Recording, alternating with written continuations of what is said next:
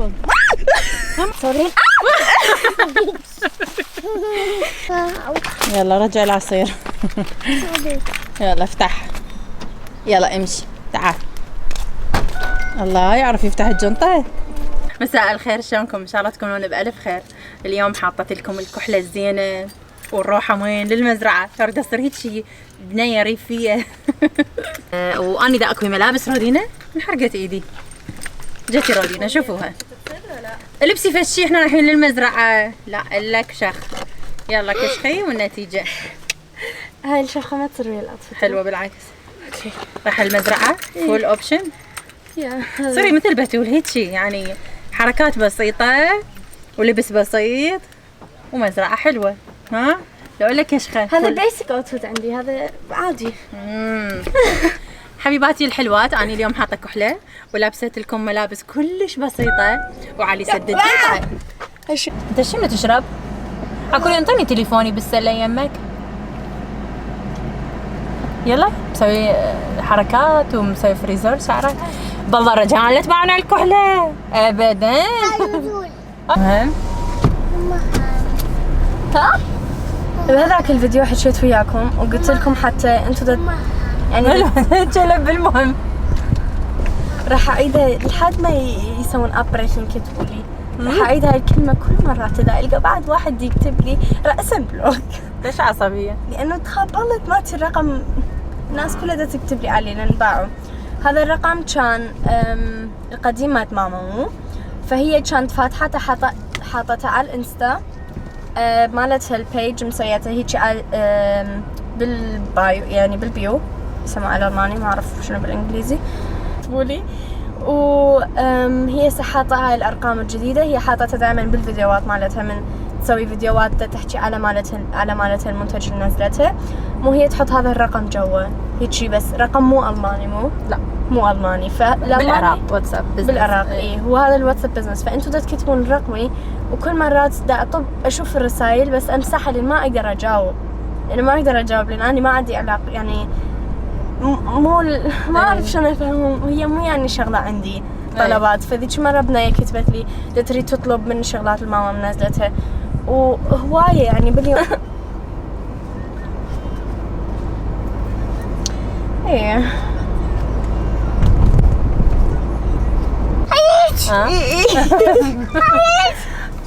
هاي شنو؟ هاي لعبة؟ نعبر الشارع مالت القطار. القطار طايرك. شو صار اذا واحد يبقى هنا واقف والقطار جاي؟ اي عادي تقدرين تتفرجين. اعتقد هو ذا. لا بعده. وين تحبين اوقفك؟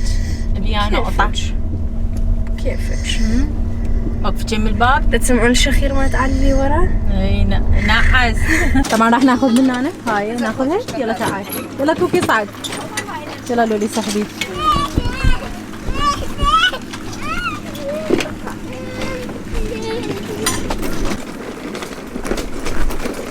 هاي مو طماطة. دوخ. هاي شنو؟ دوخ. طماطة هاي بس هاي نوعية. تعال هنا نقراها. هاي شنو؟ شوف هاي. هاي شنو؟ هاي شو اسمها؟ ها؟ شنو اسمها؟ نانا. نقول طماطة. يلا خلينا نكمل. طبعا هنا هاي اكو نوعيات هنا طماطة. لازم ندار لما اكو طين. اوكي تعالي تعالي.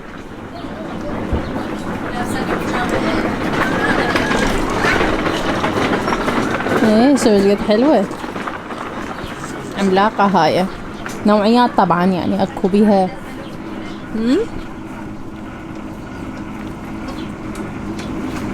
تعرفون شنو اشتهيت من جبت هاي الطماطة؟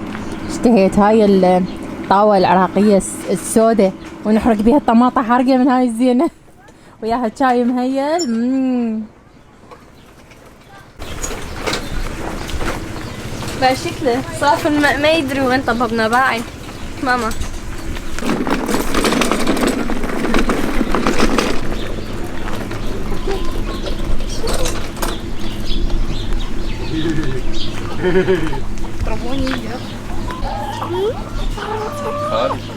Дольница, по-другому без курицы.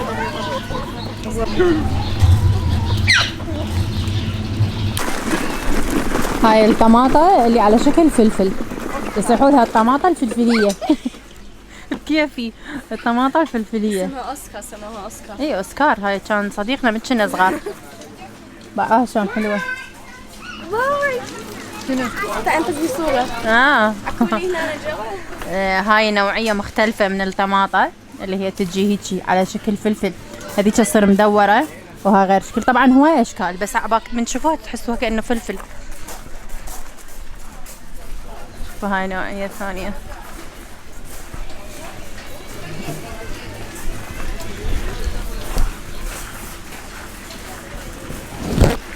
بعدين اشوف الباذنجان مزقت حلو، تعي ناخذها.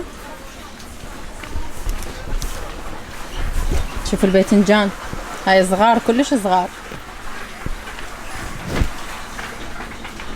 شكلها شان حلوة، بس ذني بعدهم كلهن صغار.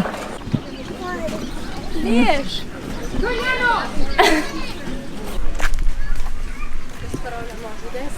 اي طبعا هنا اكو منتزه قاعده وشوي، يجون يسوون شواء هنا، يعني كله تاخذيه من هنا وتروحين تشوين وتاكلين هناك. ايش قد حلو، يصير غير طعم فريش. باع الخيار، هذا خيار لو شو اسمه؟ اي هذا خيار. كان مكتوب هنا اكو خيار فراولة. اي هيان. واكو قطف تذكرين. هذا الناعم، خيار الناعم. شفت هناك كان مكان كله اي تطلعيهن اي شو اسمه بالشوفل. بالشوفل.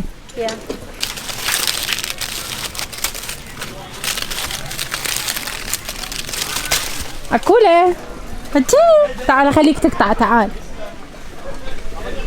تقطع وحدة. ها تعال خليك تقطع وحدة، تعال يلا عوف من هنا وتعال اقطع وحدة، يلا تعال. اوبلا اقطعها يلا يلا. اي برافو، يلا حطها، تعال اقطع هاي بعد، اكو اثنين صغار. هي تعال اقطع هاي هاي بيبي، اقطعها يلا. اقوى اقوى. عافية. عافية. شايش قد صغيرة. صاخة من المكان هذا. زهرة صغيرة بعد. خيار احمر. خيار احمر. هاي بيها زهرة صغيرة، يعني طعمها يجنن. عبالك مثل وردة الفانيلا. والله هاي الصغيرة بنات جربوها، فتشي بعدها بيبي. ضاعوها كلش، بس هيك زهق. هاي شوفوها فتشي، طعمها فتشي. شوفوا جمالها، يعني بس شوفوا لي جمالها والله بنات، هاي لازم تجربوها، لازم تجربوها.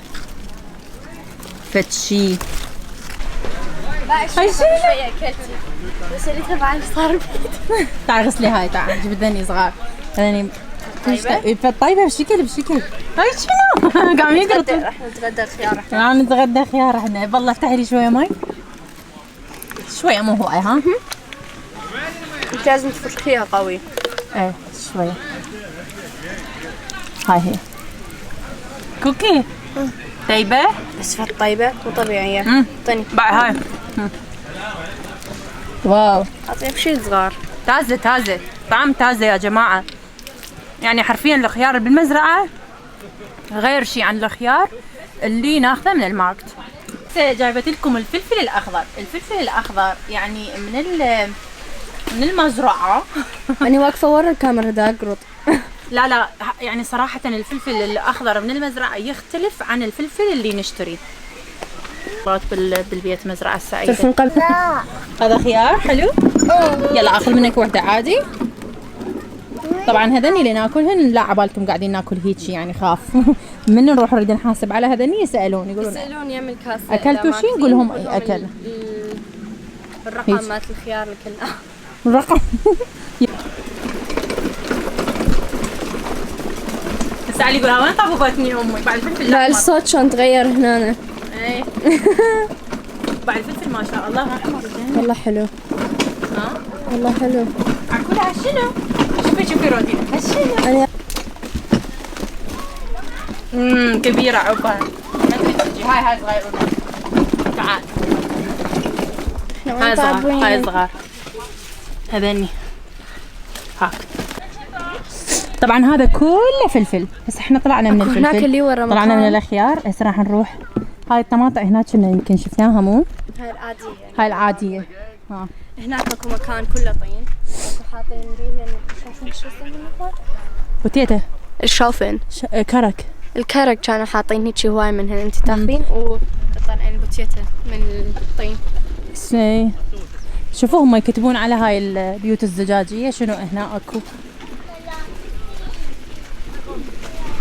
هذا اسمه تروس برينسن. اقدر اجيب لك تسلك انا تسوين شاي منه.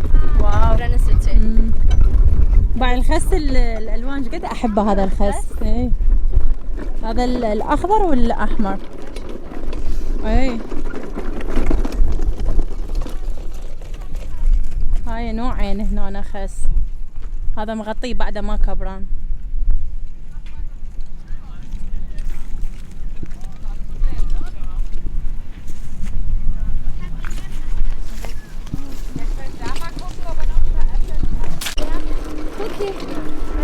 هاي البوتيتا هنا. هنا كرتوفل لي ورا ماما. لا اعتقد. هاي الفراولة كلها خلصانة لأن مو موسمها انتهت. هسه عندنا يعني احنا خلصت.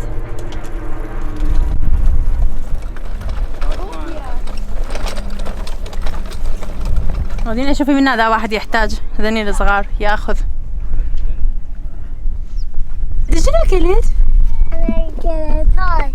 اكل الخيار وخلص واكل الفلفل. شنو انت وين بعد ما نقارطهن باعوا واحدة ورا الاخ مقرقطهن.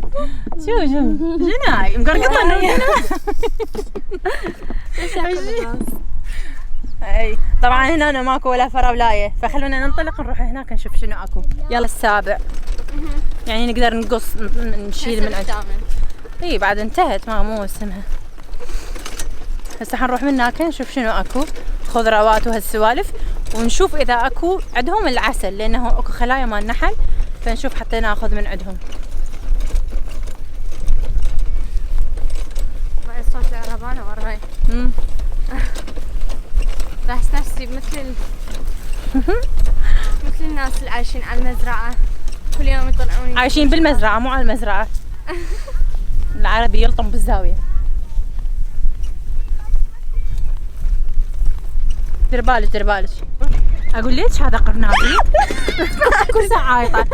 اقول ليش هذا قرنابيط. هذا قرماطيط. لا ما ادري شنو والله. هذا جيراننا هواي يزرع من عنده اشوفه. مش شنو حلو. احنا ناخذ كلش طيب وعليها هيك شويه خل تفاح وملح. عايش بلاد سلطات. اي خلينا ناخذ وحده صغيرونه هاي اعتقد. هاي واو يا زوجتي اطيب سلطه ومشاوي بالبيت. يلا مالتنا الفلفل اصلا كله مقروط من علي. مالتنا الفلفل كله مقراط. هاي شنو؟ هاي شو اسمها؟ قول هاي بصلايه. هاي بصلايه. هاي بصلايه يلا جرها. تعال اشوفك شغله ثانيه. هذا كله ببصل. تشوفوا هذا كله بصل. هاي حلو بصل. طبعا هذاك كرفس يمكن هاخذ لي وحده. يمكن اخذ كرفس والله شلون شغلات حلوه.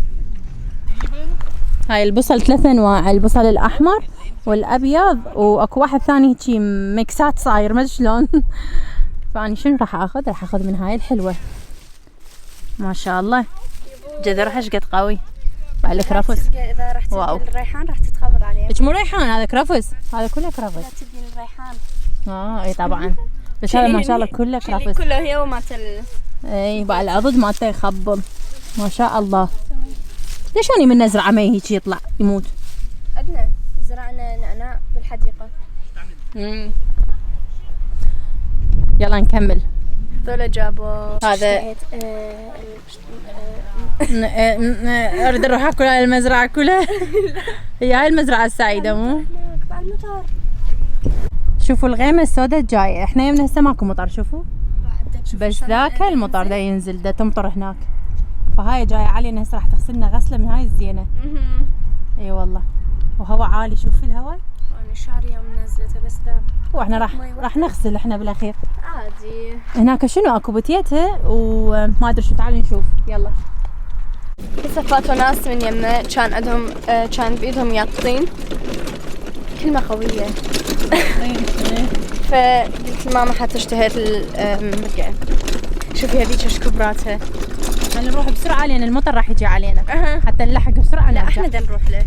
اي نروح له بسرعة نجيب ونرجع. بعلك رفس ما شاء الله يخبل. هم عطت. ايش قد حلو. السنة. اي خس هذا هيك كبران. منشنش. هو اخوي. يلا وقفت. ايش سويتي؟ فلشت. هو ما تبغى تصير. اي صح صحيح. ماما ما اعتقد هيجي. الهالوين بس لا هاي اذا تريدون تسوون شوربه هاي النوعيه تجنن طعمها فد شيء. شوي مزعل. Aber weißt du, was halt schlecht ist? Und zwar, dass die ganz hinten sind. Also اي طبتوا العربانه دفع. رضينا اليوم الا تجيب يقطونه. لا اجيب وحده. اجيب اثنين؟ يلا اكل روح جيب تساعد. اثنين لو وحده للشوربه. جيبي ايه. وين طاب؟ اي راح اجيبها جيبيها الي.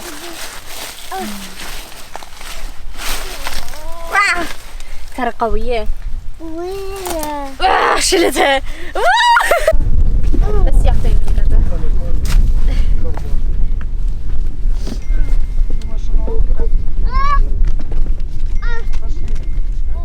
لا خذ هنا وخرجك. يمكن صار لها ساعة تدور على الكرك. رودينا ترى جتي عاصفة علينا. خلينا ننهزم.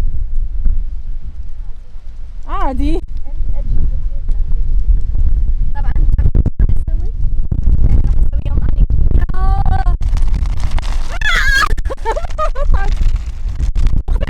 اني يلا عاصفة.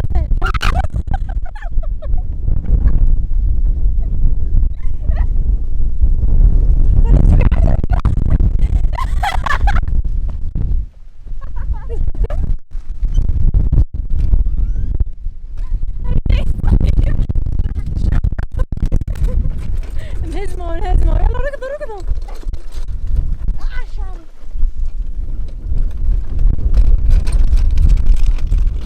صارت عاصفة قوية. والله زخت علي انا.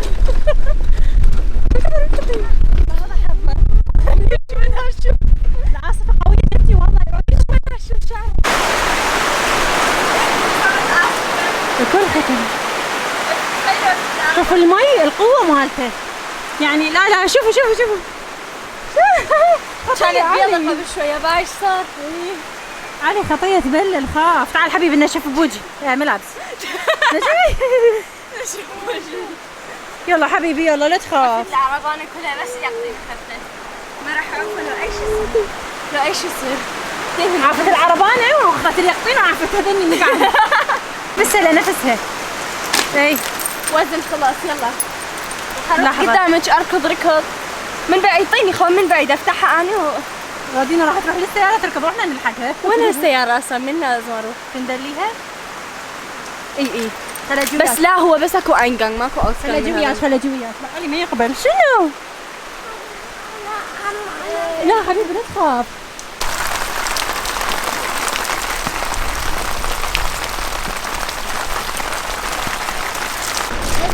هاي المانيا.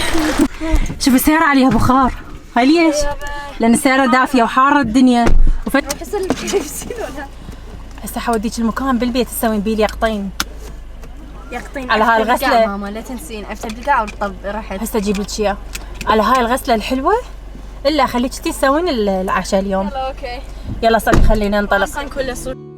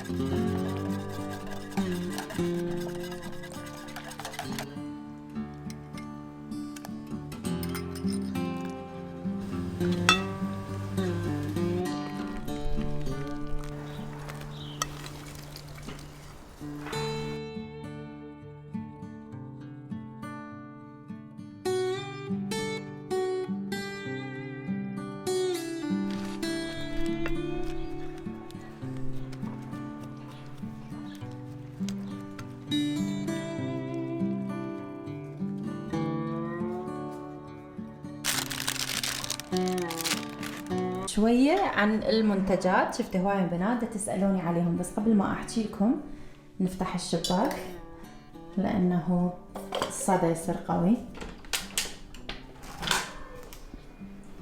شوفوا الفرق، صار الصوت حلو. نفتح الثاني لو لا؟ نفتحها لحظة. رجع هاي هنا، هاي هنا.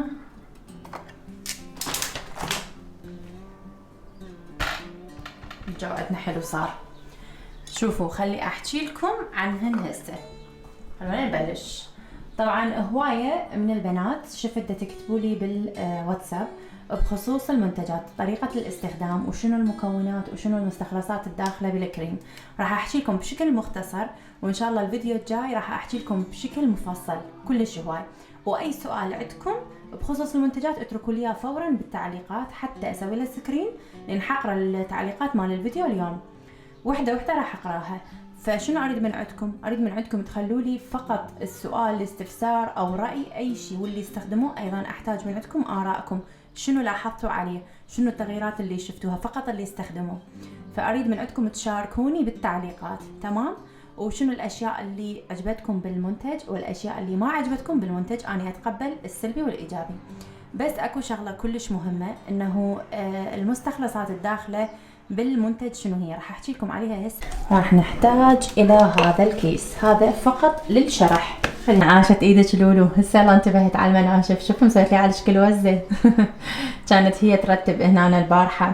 المهم خلونا نبلش. احكي لكم عن المقشر شلون نسوي. نبلش. طبعا هاي تنطينا شعور بالاسترخاء، فخلونا نشغل الشمعه من ضمن الخطوات. اوكي لا تنسون.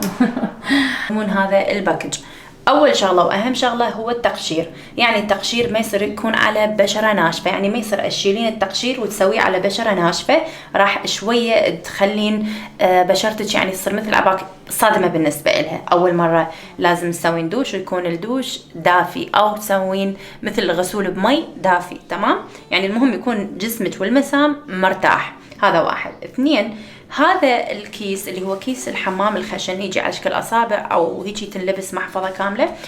تاخذين فد كميه من عندها. هسه راح اشوف لكم. هسه احنا نشغل المي، مو ضروري يعني، هاي بس مجرد انه انا حبيت اراويكم طريقه الاستخدام مالتها.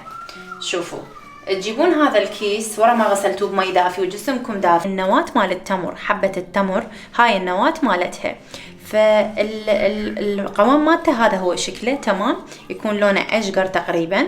والمقشر هو بذور الليمون، تمام؟ يعني هذا الزيت اللي تشوفوه هو مستخلص من بذور الليمون اللي غني بفيتامين سي. طبعا هذا يساعدنا نتخلص بسرعه من التصبغات. من تجيبون هاي الزيوت وتمزجوها ويا نواة التمر، راح ينطيكم مفعول كلش قوي على المكان اللي تريدون تقشروه، اللي هو يزيل لكم الخلايا الميته، بنفس الوقت يرطب المنطقه ويحفز من انتاج الكولاجين بيها. ولذلك طبعا بيها عدة أنواع من الزيوت، اللي هو زيت الورد وزيت مستخلص الليمون وأيضا الجوز الهند. طبعا يوفر رطوبة كلش عالية للمكان اللي نريد نقشر بيه، يعني من نقشر وراها ما راح يكون جاف ولونه باهت، بالعكس راح تحسون بيه يعني صدق حلو ريان المكان. فأني أعتبر هذا المقشر هو مكافحة للبكتيريا وللفطريات، ويحافظ على نضارة ورطوبة الجلد اللي نقشر بيه، تمام؟ ضاغطة يعني مو خفيف، ضاغطة على المكان بهاي الطريقة. أو نقدر إذا ما نريد بطريقة الإيد ناخذ شوية من عنده هالشكل، نخلي المقشر مالتنا. أو عندكم هاي الطريقة اللي هي طريقة الكف، أنا خليتها بإيدي جوا، وهو طبعا بمي دافي، يعني الكف بمي دافي، والمنطقة اللي نريد نقشر بيها هالشكل تقشرين وتخلين المنتج هالشكل. هذا هو، تمام؟ فهسه اني سويت لكم هاي العمليه. وراها نغسل. طبعا ما راح تنزال الزيوت اللي موجوده بالمقشر بسهوله. ايش راح نسوي؟ راح نجيب المرحله الثانيه اللي هو الغسول، تمام؟ الغسول راح ناخذ من عنده بهاي الطريقه ونغسل المنطقه بمي دافي. طبعا الغسول بيه مكونات تجنن النباتيه اللي هي 8 انواع من المستخلصات، راح احكي لكم عليها هسه. شوفوا بنات، طبعا اول ما تغسلون بيه تبين عندكم ريحة الياسمين، زهرة الياسمين، وهذا أهم زيت داخل بهذا الغسول بعدة مستخلصات. ومثل ما قلت أهم هاي المستخلصات هي تعتبر مغذية وضد الالتهابات ومطهرة بنفس الوقت للاستخدام الداخلي. طبعا بنبتة البابونج ومستخلصات أوراق زهرة البابونج، بزهرة الياسمين ومستخلصاتها، بالإضافة إلى الفانيلا، وأيضا مستخلص إكليل الجبل اللي كلش مهم ضد الفطريات والبكتيريا. وأيضا أكو عدة أنواع راح تجيكم أسمائها شوية غريبة اللي هي الزهور يعني، بس لأنه هي مضادة أكسدة جدا عالية ولذلك دخلت بهذا الغسول. يعتبر رقم 1 للي عندهم فطريات، روائح، مشاكل، أكسدة، بكتيريا، واللي ما عندهم أيضا ماكو كل مشكلة، لأن مستخلصات نباتية وعشبية. وأهم مستخلص هي زهور الياسمين، يعني هذا منطي فد شي، يعني اللي باعوا المزيج مالته كلش ناعم ناعم ناعم بشكل، بل بالعكس من تسوون بيه غسول للمنطقة راح تحسون بنعومة كلش حلوة، ينطيكم إياها فد إفكت كلش حلو. وما عدا الريحة مالته اللي ريحة الياسمين. طبعا بحتى مستخلص من نبتة الفانيلا، لأنه نبتة الفانيلا لها فد مفعول جدا خيالي على البشرة. وبالفترة الأخيرة أيضا اكتشفوا العلماء بأنه الزيوت المستخلصة من زهرة الفانيلا كلش سعرها غالي مقارنة يعني مع الجودة اللي تنطيكم إياها للبشرة، ما عدا اللي هي تدخل حتى بالأكل. ولذلك إذا تشوفون الفانيلا الطبيعية أغلى من الباودر اللي نشتري. فزيوت مستخلص الفانيلا موجودة أيضا بهذا الغسول. ورا ما نغسله بالغسول يعني غسل عادي احنا نقول، ورا تستخدمون، هسه أشوف لكم بهاي الطريقة. راح ننشف المنطقة اللي قشرنا بيها احنا، تمام، بهاي الطريقة نشفناها. ورا ما نشفناها وخلصنا راح نجي على الكريم. هذا هو الكريم، طبعا العبوة ما تصير أصغر، الحجم الكبير هو الغسول والكريم صغير. فالكريم أيضا نجي نستخدمه مباشرة، هاي كلش كافية. طبعا هاي الكمية تكفي منطقة شوي أكبر من حجم إيدي، لأن حتى يمتص الجلد لازم تكون المنطقة مو منشفة تنشيف حك، يعني مو تفركوها تنشفوها، لا طبطبون وتنشفوها وتخلون الكريم. حاولوا تسوون مثل مساج بسيط للمنطقة حتى تحصلون على امتصاص سريع للبشرة، لأن البشرة عندنا كانت مغسولة بماء دافي والمسام مفتوحة وسوينا لها تقشير، زلنا كل خلايا الجلد الميتة اللي مكان اللي ردنا نقشره. طبعا مكونات هذا الكريم شنو هي؟ أهم المكونات والأساسية الداخلة بنسبة كلش عالية اللي هي فيتامين A و C ونياسيناميد والريتينول. هذول المجموعة موجودة هنا بهذا المكون. وبالإضافة أيضا الزيوت اللي نفسها اللي داخلة بالمجموعة اللي هو الياسمين وأيضا الفانيلا موجود، بس الفانيلا بالكريم بنسبة أقل مما موجود بالغسول. طبعا هذا مرطب ومبيض للأماكن الحساسة. الطريقة مالته مال الاستخدام فقط بنات.